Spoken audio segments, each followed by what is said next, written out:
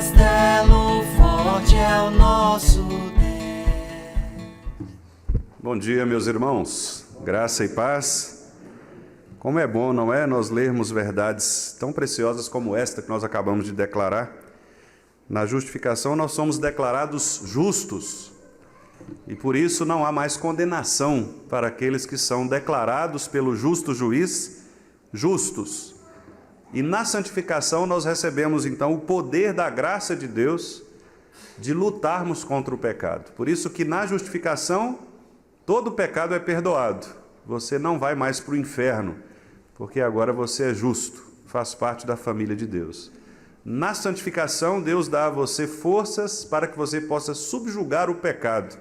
Ou seja, você não é mais obrigado a pecar, você pode lutar contra o pecado. Que maravilha nós podemos aprender estas verdades tão preciosas e vamos continuar aprendendo agora a partir de Mateus capítulo 6, verso 13. Nós vamos tratar da sexta petição da oração do Senhor e na verdade hoje nós vamos fazer uma primeira exposição acerca desta sexta petição. Com a graça de Deus, nós faremos outras também para que possamos abordar outros aspectos. Mas agora pela manhã nós vamos introduzir então o que significa e de que modo nós devemos orar para que Deus, pela sua graça, nos torne firmes e capacitados para de fato lutarmos contra as investidas do maligno. Então nós vamos ler, meus irmãos, o versículo 13 de Mateus 6. Leiamos juntos. E não nos deixes cair em tentação, mas livra-nos do mal, pois teu é o reino, o poder e a glória para sempre. Amém. Vamos orar? Senhor nosso Deus, muito obrigado, porque o Senhor traz agora a oportunidade de podermos abrir a tua santa palavra e sermos divinamente instruídos por ela por meio do Santo Espírito de Cristo, que inspirou este texto e que agora nos ilumina para que possamos entendê-lo de modo produtivo, proveitoso para as nossas vidas. Ó Deus, pela tua misericórdia e graça, nós te pedimos que o Senhor nos ajude a encontrarmos aqui neste texto tão precioso desta oração que nos foi ensinada por teu Filho, a motivação correta para lutarmos contra Satanás, contra o mundo, contra a nossa carne, a fim de que, ó Deus, possamos vencer as investidas do maligno, lutando, ó Pai, contra as tentações que vêm contra nós. Que o Senhor, pela tua graça, nos abençoe, que o Senhor nos ajude. É o que te pedimos em nome de Jesus. Amém. Meus irmãos, há uma frase muito famosa de Martinho Lutero, na qual ele disse o seguinte: nós não podemos impedir que pássaros sobrevoem a nossa cabeça, mas nós podemos impedir que eles façam ninhos em nossos cabelos. De fato, é sobre isso que nós tratamos quando falamos das tentações. Nós não podemos impedir que as tentações venham contra nós, mas movidos pela graça do Senhor, nós podemos lutar contra Satanás e as suas armadilhas. O Catecismo Maior de Westminster traz, na explicação acerca desta sexta petição, um texto bastante longo, que trata exatamente de como nós devemos resistir às tentações de Satanás. E eu gostaria da paciência dos irmãos para que possamos ler este breve trecho da pergunta 195, que diz o seguinte: na sexta petição, que é, não nos deixes cair em tentação, mas livra-nos do mal, reconhecemos o muito sábio, justo e gracioso Deus, por diversos fins, santos e justos, que Ele pode dispor as coisas de maneira que sejamos perturbados, frustrados, feitos por algum tempo cativos pelas tentações. O próprio Deus, portanto, permite que Satanás haja contra nós. Que Satanás, o mundo e a carne estão prontos e são poderosos para nos desviar e enlaçar. Todo crente deve estar ciente disso. de que nós temos essas três forças maiores: a nossa própria carne, o mundo com as suas filosofias vãs e o próprio Satanás, que nos induzem a pecar contra o Senhor. Também que nós, depois do perdão dos nossos pecados, devido à nossa corrupção, fraqueza, falta de vigilância, nós estamos não somente sujeitos a ser tentados, dispostos a nos expor às tentações, mas também que nós somos incapazes e indispostos de lhes resistir, sair ou tirar proveito delas. E que somos dignos de ser deixados sob o seu poder.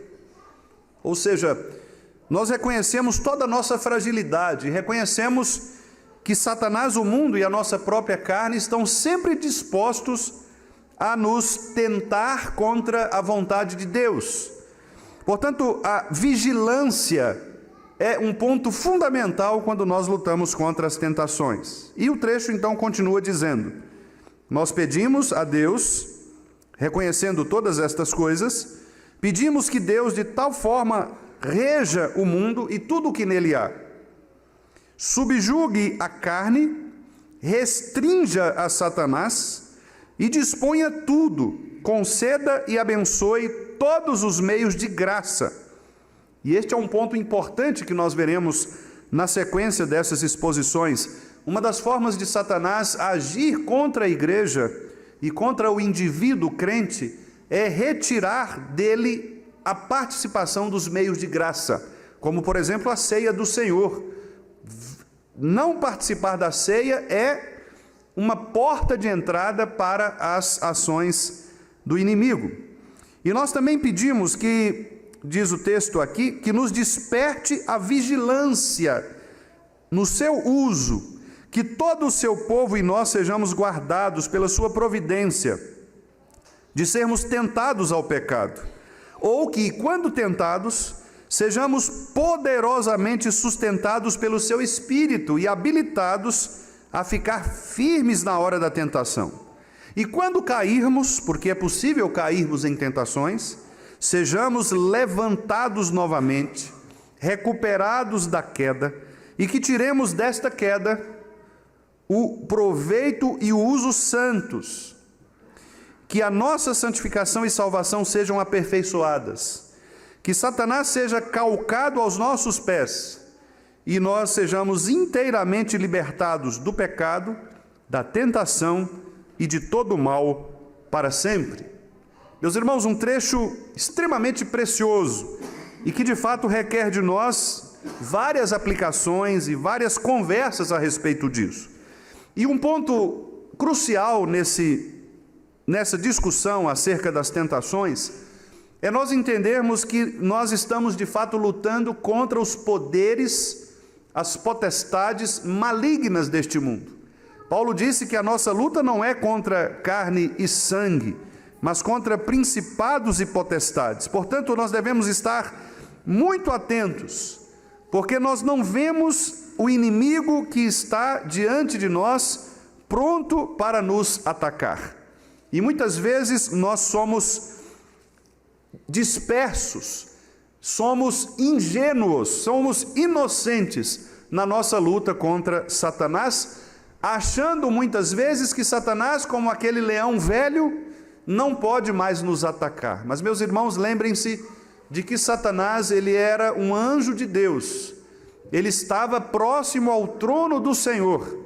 Satanás conhece melhor do que todos nós a natureza humana, e ele conhece melhor do que todos nós o próprio sistema angelical e a ação de Deus. Ele estava lá dentro, caiu porque quis ser como Deus, na sua vaidade, no seu orgulho, na sua pretensão.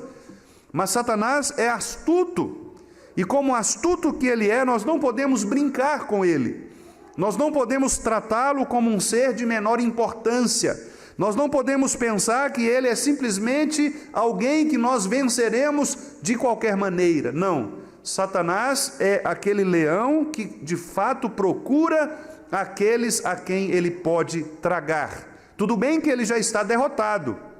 A palavra diz que ele já está vencido.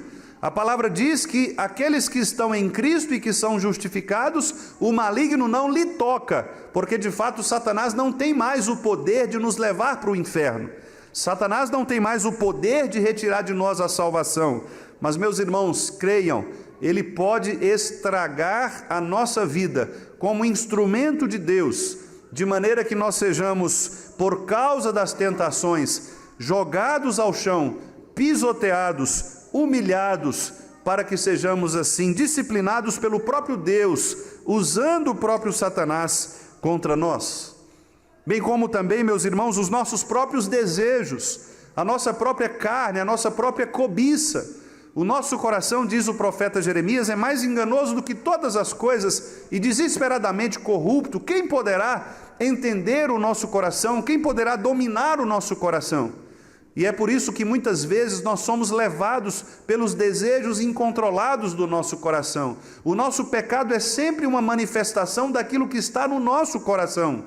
Quando nós nos iramos contra o próximo, nós trazemos para fora aquilo que está no nosso coração. Quando nós cobiçamos algo que não nos pertence, nós estamos trazendo aquilo que está no nosso coração, porque é do coração que procedem os maus desígnios. Portanto, todo o pecado é de fato algo que é produzido no coração e de lá brota, de lá floresce, de lá ele toma vida e assim externamente ele se manifesta. Portanto, cuidar do nosso coração, cuidar, irmãos, dos nossos desejos é primordial na luta contra o pecado, na luta contra as tentações. O nosso Senhor Jesus Cristo sabia e sabe melhor do que qualquer um de nós o poder das tentações, porque ele foi tentado. O nosso Senhor Jesus foi tentado, levado pelo Espírito de Deus para ser tentado por Satanás. E assim Deus enviou Satanás para que Satanás pudesse desafiar o próprio Cristo, o Filho, para que assim, meus irmãos, Cristo pudesse vencer Satanás pelo poder da palavra de Deus, para que Cristo pudesse vencer Satanás, a fim de que também nos provasse de que em Cristo é possível também que nós vençamos Satanás e vençamos as tentações. O apóstolo Paulo, escrevendo na sua carta aos Romanos, no capítulo 6, ele nos diz que nós não somos mais obrigados a pecar, nós não estamos mais sujeitos ao pecado, porque nós não somos mais escravos do pecado. E por não sermos escravos do pecado, nós temos agora a liberdade, na força do Espírito de Cristo, de não mais sermos arrastados pelas tentações. Veja o que Paulo diz aqui no capítulo 6 de Romanos. Ele começa dizendo: que diremos, pois? Permaneceremos no pecado para que a graça seja mais abundante? Não, de modo nenhum. Como viveremos ainda no pecado, nós os que para ele morremos? Nós morremos para o pecado, não somos mais escravos do pecado. Lá no versículo 7 ele diz: porque quem morreu está justificado do pecado. Ora, se já morremos com Cristo, cremos que também com ele viveremos, sabedores de que, havendo Cristo ressuscitado dentre os mortos, já não morre, a morte já não tem domínio sobre ele. Pois quanto a ter morrido, de uma vez para sempre morreu para o pecado, mas quanto a viver, vive para Deus. E assim ele diz, meus irmãos: assim também nós, meus irmãos, considerai-vos mortos para o pecado, mas vivos para Deus em Jesus Cristo. E no versículo 12, então, ele diz: não reine, portanto, o pecado em vosso corpo mortal, de maneira que obedeçais às suas paixões. E o versículo 14: porque o pecado não terá domínio sobre vós, pois não estáis debaixo da lei, e sim da graça.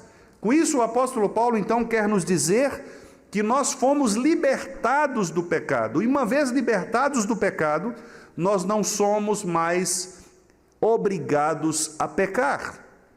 Nós podemos resistir ao pecado, nós podemos resistir ao diabo e ele fugirá de nós. E é por isso então que a oração do Senhor, não nos deixes cair em tentação, é uma oração que nos mostra exatamente o quanto nós devemos reconhecer a nossa fragilidade, o quanto nós devemos reconhecer o poder da graça de Deus que nos fortalece pelo seu Espírito para lutarmos contra o pecado, o quanto nós devemos reconhecer que Satanás age no mundo, que a nossa cobiça, o nosso coração é um coração ainda que carrega traços desordenados, portanto pecaminosos, que o mundo com as suas influências, o mundo que jaz no maligno com as suas influências maléficas, também tenta nos ludibriar, nos enganar, reconhecendo todos estes perigos, reconhecendo que nós estamos num campo minado, reconhecendo que nós estamos cercados de todos os lados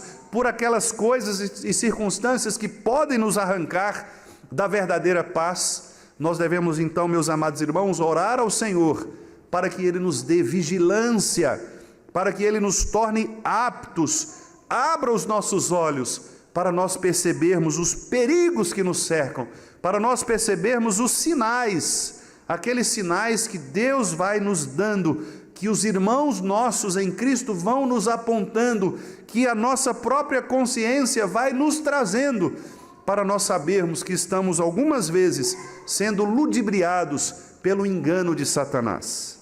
E meus amados irmãos, todos nós sabemos que a artimanha de Satanás, o modo como ele age, é um modo extremamente sorrateiro. O diabo, meus irmãos, não é como pintavam na Idade Média, aquele homem todo com os olhos de fogo, com um tridente, vestido com uma capa vermelha, horroroso. Não, o diabo, diz a Bíblia, que ele se disfarça como um anjo de luz, como um cordeiro.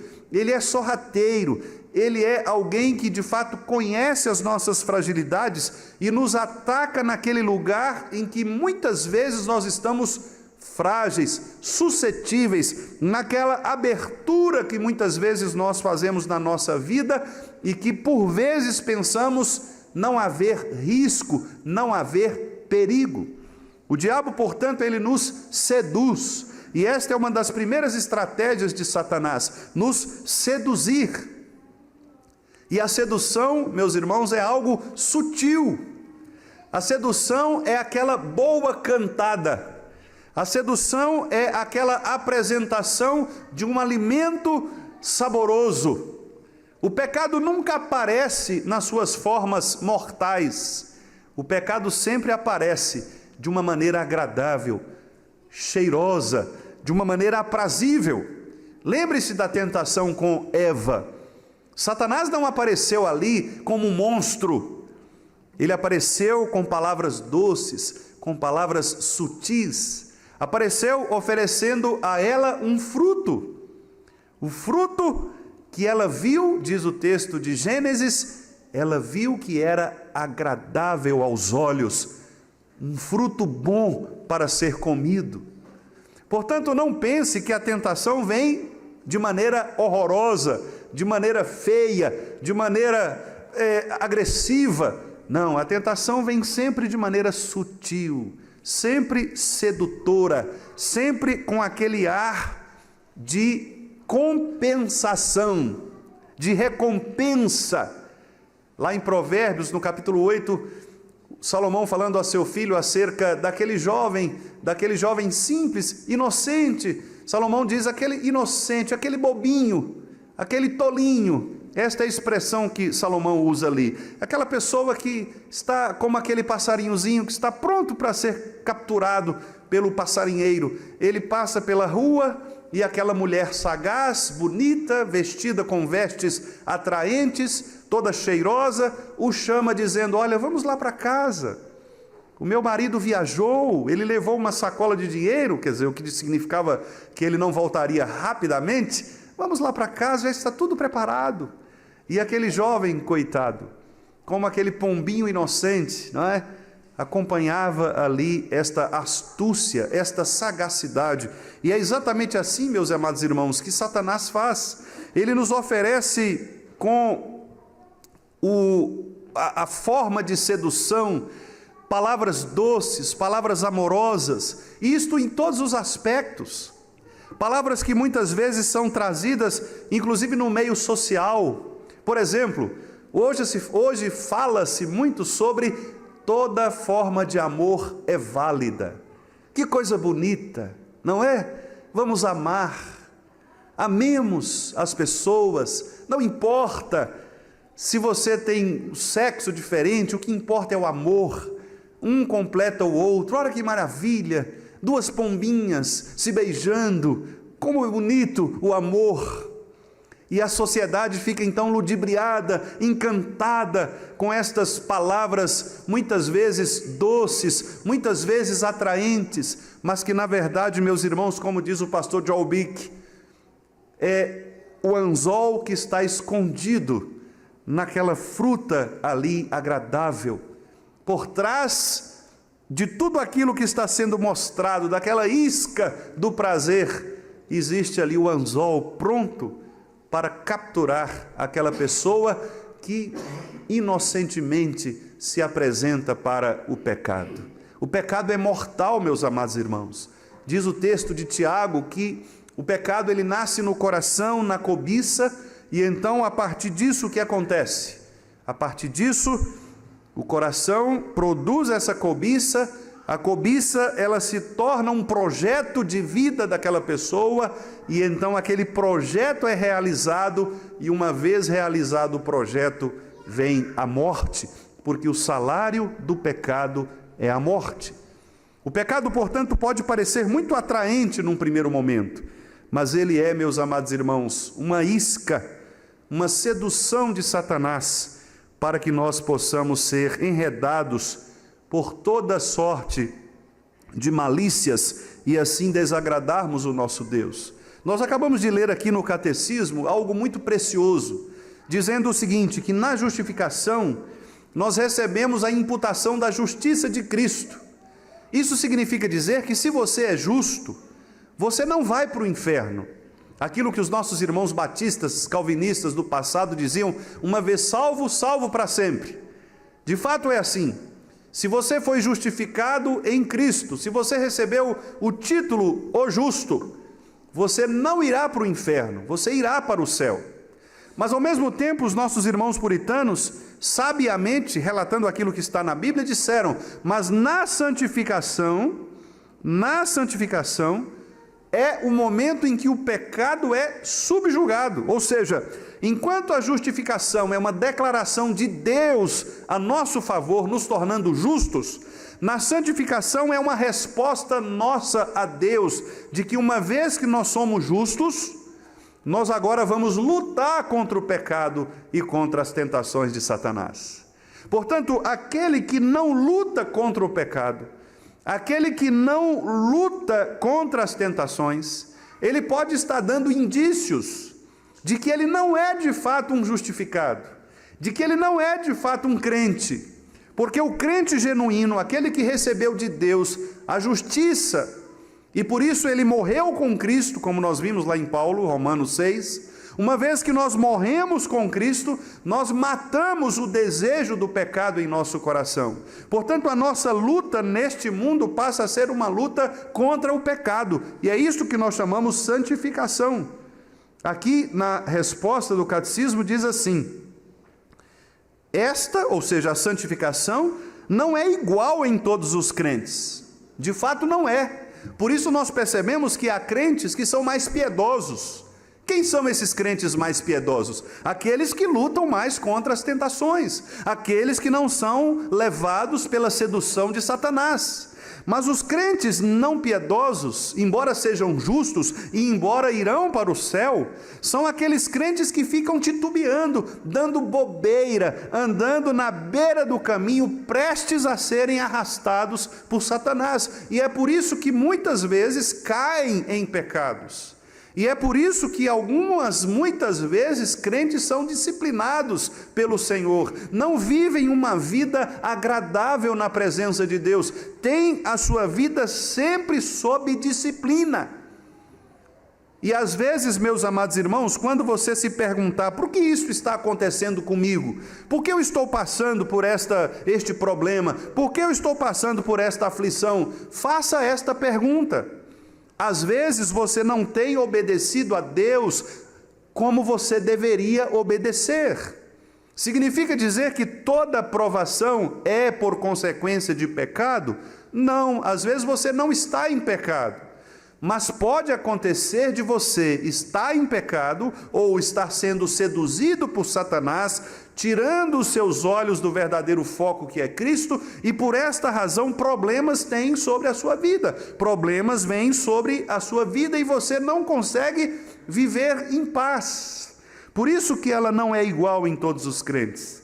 Mas diz o catecismo que nesta vida, embora a santificação não seja perfeita em crente algum, nenhum de nós é perfeito neste processo, diz o texto, ela vai crescendo para a perfeição. De fato é assim.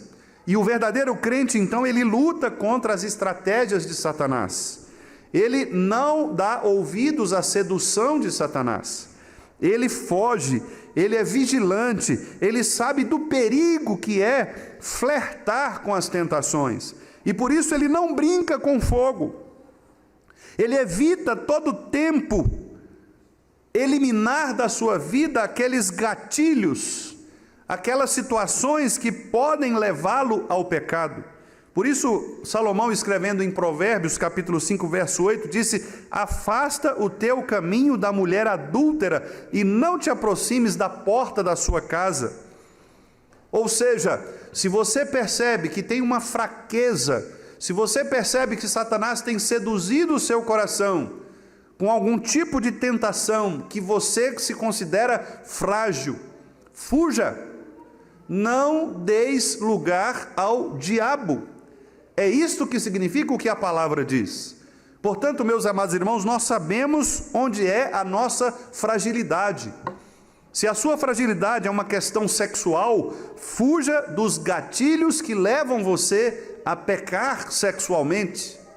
Se você tem dificuldades, você que é casado, tem dificuldades com ambientes ou com situações em que há propostas que você talvez não consiga controlar, fuja destas propostas, coloque guardas, coloque vigias. Há uma história muito interessante, os irmãos já devem ter ouvido, a respeito da história do grande Ulisses, um dos semideuses, gregos, Ulisses, que era da época de Troia. Aliás, a guerra de Troia, a escrita de Troia nos ajuda a entender, não é? O famoso cavalo de Troia, que foi aquele cavalo de madeira que estava cheio de soldados dentro e que foi levado como para dentro dos portões ou das muralhas da cidade grega de Troia. E ali os troianos, eles foram enganados, não é?